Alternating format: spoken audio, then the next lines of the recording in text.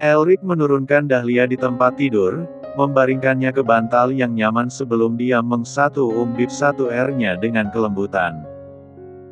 Napasnya terdengar berat, membuat Dahlia bisa merasakan gair empatnya yang besar. Sebenarnya baru kemarin lagi Dahlia dan Elric bisa berhubungan, karena baru kemarin dokter membolehkan setelah pertimbangan yang matang. Namun itu pun Elric cuma berhenti satu ronde, sebab Dahlia belum kuat. Makanya di tubuh besar ini, ada gelombang gairah yang meminta dipuaskan tapi sangat sulit sebab dia harus menahan dirinya. Setiap kali aku menyentuh perutmu ini, ucap Elric, mengelus perut Dahlia yang membesar dengan keberadaan bayi di dalamnya, aku merasa mau gila karena nafsuku, putri. Dahlia tak menjawab, hanya satu enti kecil ketika dadanya dipijat lembut. Tubuhnya jadi lebih sensitif sejak hamil dan itu sebenarnya membuat Dahlia juga sulit. Ia rindu dengan S3 kilodetik kasar Elric, yang membuatnya sampai menangis gemetaran. Tapi sekali lagi, badannya tidak kuat. Sesya, Fuk, istriku cantik sekali.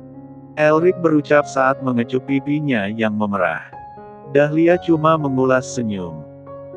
Dan senyum itu langsung Elric sambut dengan C1 uman lembut menuntut, bersama sentuh empatnya di seluruh tubuh Dahlia yang sensitif.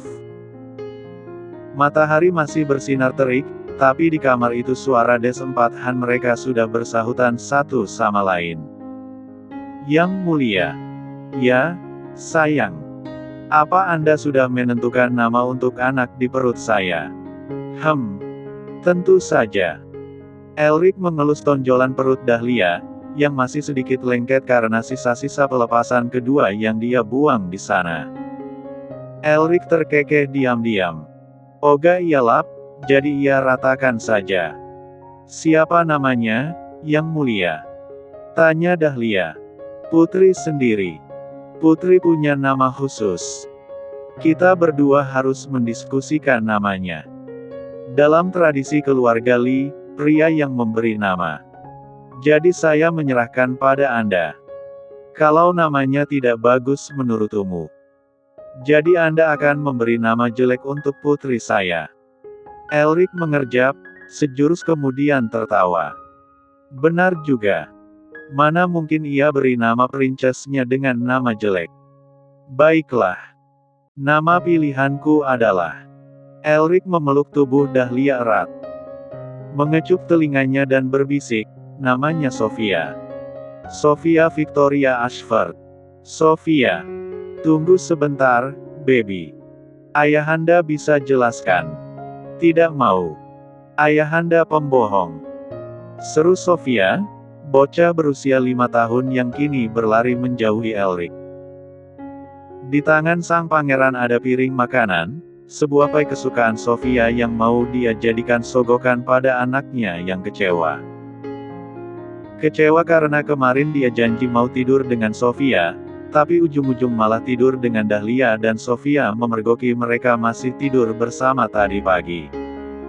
Sungguh sedih hati Sophia.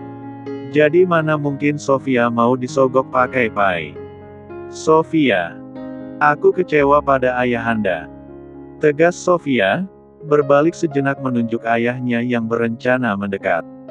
Seketika dia berteriak, aku marah kalau ayahanda mendekat. Elric tercengang. What? Ayahanda pembohong. Teriak Sophia. Katanya kemarin mau tidur denganku. Mau baca dongeng untukku. Tapi ayahanda malah alasan lupa. Sayang, ayah memang tidak ingat. Bohong. Ayahanda pasti memang tidak mau tidur denganku kan? Ayahanda lebih sayang ibunda. Sayangku, ayah sayang padamu dan pada ibunda juga. Dan ayah tidak berbohong. Kemarin pekerjaan ayah selesai tengah malam. Ayah saja lupa mandi sebelum tidur, jelas Elric, berharap sang anak mengerti. MHPT. Kalau begitu jangan dekat-dekat aku karena ayahanda bau. Apa? Sophia kembali berlari pergi. Sambil mendumel. Alasan lupa terus tapi pagi. Harinya pasti pelukan dengan ibunda. Sofia sebal sekali. Elric sudah sering pakai alasan lupa jadi Sofia tidak mau percaya. Memang sengaja saja lupa biar bisa mesra-mesraan dengan ibunda. Sementara itu, Elric langsung menoleh frustrasi pada istrinya. "Putri, katakan sesuatu." Dahlia mengangkat alisnya sebelah dan menyesap tehnya santai. "Kan memang salah Anda. Anda yang lupa. Tapi kan aku memelukmu karena kamu yang minta, sayang. Putri yang merayuku kemarin sampai aku jadi lupa." "Oh, jadi Anda menyalahkan saya. Anda saja tidak bilang kalau ada janji." "Putri. Yang mulia, Anda yang salah, Anda yang minta maaf. Jangan libatkan saya." Dahlia berpaling tak peduli, atau lebih tepatnya lagi sih geli dengan perdebatan soal itu. Selalu lucu baginya mendengar pertengkaran Elric dan Sofia yang selalu berpusat pada hal remeh-temeh. Tatapan Dahlia pun bergeser pada Sanya yang kini sibuk memilih-milih desain gaun untuk pakaian pesta Dahlia nanti. Salah satu pekerjaan Sanya selain menemaninya memang mengurus hal-hal semacam itu untuk Dahlia. "Sanya, di mana anak-anakmu?" tanya Dahlia, sebab tak melihat si kembar padahal mereka ikut. "Tidak tahu," jawab Sanya cuek. "Yang jelas pasti di sekitar sini. Kalau tidak tidur di rumput paling mereka ke gazebo buat tidur juga. Kakak kan tahu sendiri bocahku yang satu itu tidur 25 jam sehari." Dahlia mendengkus mendengarnya. "Apa gunanya kamu membawa anakmu ke istana kalau anakmu tidak bergaul dengan anakku?" Sanya tertawa masam. "Kakak, percayalah, anakku bergaul dengan manusia selain aku dan Alex itu sebuah keajaiban dunia. Bukannya anakmu juga sering bergaul dengan Sergio Ros?" balas Dahlia. "Sergio saja. Dan memangnya Sergio masuk hitungan manusia?" Sanya berdecak. "Intinya aku sudah menyerah. Sudah biarkan saja. Setidaknya mereka masih mau bergaul dengan kucing." Dahlia mendengkus. Sedangkan Elric lagi pusing memikirkan bagaimana dia harus membujuk Sofia agar mau memaafkannya kali ini. Sofia pokoknya sebal dengan Elric. Ayahnya suka janji-janji manis saja. Besok pasti diulangi lagi, jadi Sofia ogah memaafkannya. "Sofia. Sofia, kamu di mana, sayang? Ayahanda minta maaf." Suara Elric terdengar lagi. "Sofia, sayangku, maafkan ayahanda ya. Ayolah. Sekarang juga ayahanda bacakan dongengnya. Ayo keluarlah." Sofia mendengkus sebal. "Tidak ada maaf-maaf." Sofia merangkak masuk ke semak-semak, berniat mencari persembunyian yang aman di dalam taman bunga, namun tiba-tiba. Ah! Tangan Sofia menindih sesuatu. Sesuatu yang ternyata tak lain tak bukan adalah tangan manusia. Tentu saja Sofia melotot. Kaget melihat seorang anak laki-laki berusia beberapa tahun lebih tua darinya itu tidur di dekat semak, sampai di rambutnya ada daun kering. Karena tersentuh Sofia, dia bangun. Dan kini duduk, menguap lebar sambil mengacak-ngacak rambutnya. "Ellie." Dia menengok ke sana kemari, seolah mencari sesuatu. "Ellie, kamu di mana?" Sofia mengerjap menatap dia. Sofia kenal dia. Maximilian, anaknya bibi Sanya. "Maaf, soal tanganmu, tuan muda," ucap Sofia, ingat tadi dirinya menindih tangan Max. Max menoleh padanya. Mata itu mengamati Sofia sejenak, lalu dia memicing seolah matanya rabun, lalu mengerjap, lalu tiba-tiba dia menguap lebar. "Hoah!" Sofia syok berat. Dia mengauk. "Menguap di depanku. Tidak tutup mulut pula. Dasar tidak sopan." Namun Max tetap menguap. Sangat lebar dan lama. Max mengacak rambutnya lagi, menggaruk lehernya dan berkata lagi, "Ellie." Kali ini dia beranjak, pergi begitu saja meninggalkan Sofia. Sofia cengok menyaksikan Max berjalan pergi, menemui kembarannya Eleanore yang baru saja datang dari arah lain. "Kamu dari mana meninggalkan aku?" tanya Max, suaranya terdengar. "Aku dari kamar mandi. Kan aku sudah bilang tadi." Max menggosok matanya yang berair. "Aku masih ngantuk. Ayo tidur lagi." Sofia cengok melihat Max sedikit pun tidak membahas soal dirinya, tapi langsung pergi duduk di rumput terus tidur di paha kembarannya. Dia tidur lagi seperti sedang ada di awan, dan seolah dia tidak habis bertemu Sofia. Dia bahkan tidak menyapa. Kekesalan di diri Sofia langsung memuncak. Ada dorongan dalam dirinya marah, namun secara bersamaan, tubuhnya sudah diangkat ke udara. "Anakku, kenapa kamu merangkak seperti itu di semak-semak?" Elric mengangkat Sofia ke udara, menepuk-nepuk debu dan kotoran serta daun kering di rambut Sofia. Namun Sofia tidak bisa protes soalnya dia malah lebih kesal pada Max. "Ayo pergi. Ayahanda akan temani kamu tidur sekarang. Kita tidur berdua, oke? Tanpa ibunda." Elric membawa Sofia pergi tanpa mengetahui Sofia sedang memendam sebal pada seseorang. Malam harinya. "Ibunda, kenapa anaknya bibisannya yang kembar tidak sopan padaku?" tanya Sofia ketika sedang mandi bersama ibundanya. "Terutama Maximilian. Dia melihatku tapi tidak menyapaku. Bukannya semua orang yang melihatku selalu menyapaku termasuk anak kecil." Sofia sangat peka terhadap sekitar. Setiap kali orang dewasa berjalan melewatinya mereka akan tersenyum menyapa, lalu anak kecil pun begitu. Tapi kenapa yang itu malah tidak? Lalu, dia menguap lebar di depanku. "Tidak sopan, ibunda," protes Sofia marah. "Dia mengabaikan aku. Memang dia siapa? Paman Alex saja kalau lihat aku pasti mencium tanganku. Kok anaknya malah begitu? Kamu seharusnya menegurnya kalau memang dia berbuat salah, sayang," balas Dahlia, walaupun dalam hati dia berdecak. Gabungan gennya Alex dan Sanya, ya mau berharap apa sih? Apalagi soal Maximilian. Bahkan Dahlia geleng-geleng kepala kalau dengar Sanya curhat soal bocah ngantuan itu. "Kalau begitu lain kali aku akan menegurnya. Bibi Sanya tidak akan marahkan, ibunda. Soalnya aku suka Bibi Sanya. Aku tidak mau Bibi Sanya tersinggung.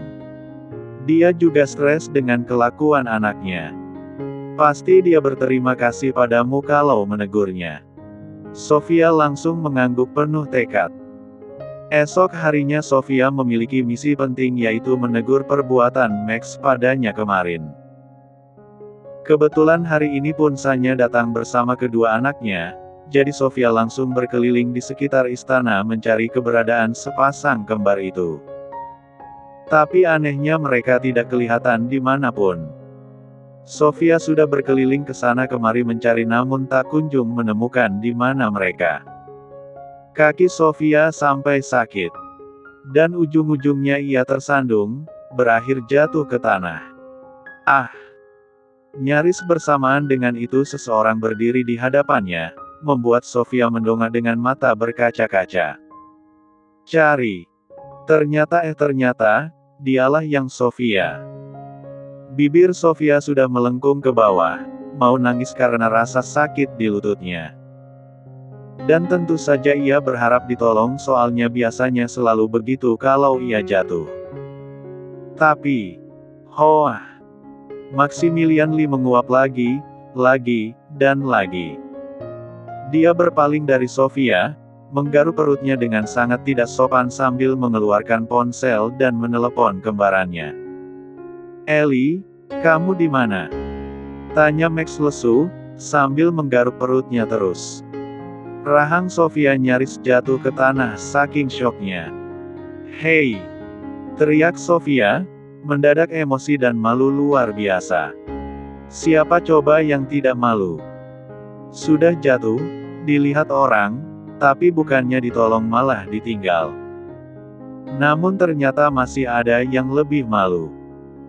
Yaitu ketika Sofia berusaha berdiri dengan kakinya yang sakit, Sofia tersungkur lagi dan Max sedikit pun tidak berbalik. Max sibuk bicara dengan kembarannya. "Max, kamu kencing di mana sih? Kamar mandi kan ada di dalam istana," seru Eleanore. "Kencing di luar lebih cepat." "Iyuh, dasar jorok," ejek Eleanore. "Ya sudah cepat ke sini.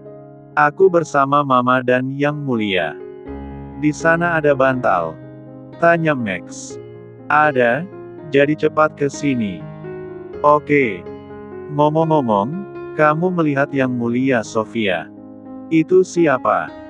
Max memiringkan wajah mendengar nama asing di otaknya. "Tuan Putri Sofia," seru Eleanore gemas. "Bukannya Tuan Putri bernama Dahlia?" tanya Max heran. Di seberang sana Eleanore sampai harus tarik napas dalam-dalam. "Aku akan minta Papa sesekali mencuci otakmu dengan sabun cuci mobil, Max. Penyakit lupa akutmu itu semakin meresahkan. Masa kamu lupa siapa Tuan Putri?" "Aku ingat, Hoa," jawab Max, sambil menguap ngantuk. Tangannya menggosok matanya yang berair. "Yang Mulia Dahlia, benar. Aku ingat." Eleanore di sana mungkin sudah mau banting HP. "Sudahlah. Cepat ke sini." Max menggaruk kepalanya yang gatal. Iya. Sesampainya Max di tempat sang kembaran, ternyata di sana ada kursi panjang dengan bantal-bantal yang terlihat nyaman. Seketika mata Max berkobar penuh semangat. Mendekat ke tempat Sanya berada dan langsung mengambil posisi kepala di pangkuan ibunya itu. Eleanore yang melihat itu memutar matanya. Apalagi kaki Max malah lurus ke atas pahanya. Memang tukang tidur. "Max, kamu melihat Putri Sofia?" "Katanya Putri mencari kalian berdua," kata Sanya, mengelus lembut kepala Maximilian di pahanya. Max hanya menjawab, "Tidak lihat." Lalu terpejam menikmati elusan Sanya. Max sudah masuk ke alam mimpi waktu Sofia akhirnya muncul dengan lutut dibalut perban, dan wajah memerah siap mengadu. Waktu Sofia datang mengadukan perbuatan Max pada Dahlia dengan tangisan dan kaki diperban, Dahlia bingung antara mau tertawa tapi juga kasihan. Apalagi ketika mengatakan itu, ekspresi Sanya sebagai ibunya Max langsung horor, Eleanore langsung buang muka tak mau ikut-ikutan, dan Maximilian tetap saja tidur. "Dia jahat padaku ibunda," bibis Sanya. "Dia jahat. Tidak sopan. Dia menguap terus seperti kerbau. Sofia. Dia harus dihukum karena berbuat tidak sopan pada anggota keluarga kerajaan. Harus dipenjara." Dahlia menutup mulutnya dan menahan diri agar tidak tertawa. "Ah, anak-anak ini." Sementara itu Sanya langsung mengguncang badan Max agar bangun. "Max. Maximilian." Tapi Dahlia langsung berkata, "Sudahlah, Anya. Biarkan saja. Tapi, suruh saja nanti Alex menegurnya. Tidak usah ganggu dia tidur." Dahlia beralih mengambil Sofia ke pelukannya, memangku anak itu yang masih menangis sakit hati gara-gara Max. "Tuan Mudali akan ditegur karena perbuatannya nanti. Paman Alex yang akan langsung menegurnya," kata Dahlia. "Jangan menangis lagi, oke? Ibunda akan memelukmu." "Sakit, Ibunda, Hicks. It's okay. Jatuh memang sakit, nak. Lain kali berjalanlah lebih hati-hati." Dahlia menepuk punggung Sofia sampai anak itu berhenti menangis. Begitu berhenti, dia malah ikutan tertidur di pelukan Dahlia. Pulang-pulang dari istana, Max dimarahi di rumah oleh Alex. Walaupun cara marah, Alex bukan jenis yang berteriak. Jadi, apa alasanmu mengabaikan Putri Sofia yang jatuh? Tanya Alex pada putranya itu. Aku tidak tahu dia putri, jawab Max dengan kedua tangan diangkat ke atas, memegang buku pelajaran tebal nan berat yang jadi hukumannya. Harus begitu sejam. Maximilian, kamu seharusnya menghafal setidaknya wajah anggota keluarga kerajaan sekarang. Sudah berapa kali Papa memberitahumu? Kata Alex. Aku sudah berusaha ingat, tapi kalau lupa memangnya itu salahku. Balas Max.